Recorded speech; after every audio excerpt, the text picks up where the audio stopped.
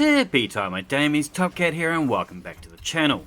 Off the back of some monster Prismatic Warlock Star Eater builds, I couldn't imagine much better. But then my favourite super has once more done it and is now the highest super damage output.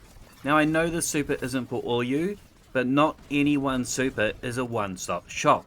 In fact, whilst Behemoth will still be the top dog for half of our dungeon or raid bosses, it will be forced to tuck tail and run on others. But when it does work, it's utterly stupendous. Our Grasp of Avarice boss here falls over in 17 odd seconds and I pumped out a pant-tightening 3 million damage. This is a Behemoth build first, supported by a melee based build. The base super damage can vary based on crystal placements and shatters, so I've averaged a bunch of tests to come up with an average. At base, our super does 1.18 million. This is already doing 3 times higher than a lot of our supers out there. For the best damage, we want to try and centralize our target inside our 6 crystal formations. Ideally positioned around 14.5 meters, so the center crystal will break, shattering all the crystals. I'll often use the thruster perk to help position for max damage. It's particularly handy against those foes trying to get a little bit of a closer look at you. It's not a must, it's just handy. Facet of Ruin will increase our shatter damage, adding on average around 200k extra to our super damage. But it's that Star Eater perk on our class item that gives us extra super damage per orb of power. And this mixes out at 6 orbs for a 70% damage increase, doing 2.32 million. I like using the Arc Pulse Grenade. This helps break our crystal formations. When this is paired with Dominance, it will apply Jolt for 10 seconds to further apply damage to help shatter all our formations. With Facet of Balance, we can again increase our grenade uptime. If debuffed by a Tractor Cannon or Tether, with just our super, we can get into that 3 million ballpark.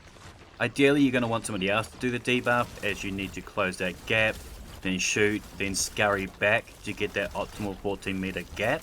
This is where Thruster or allies come in handy.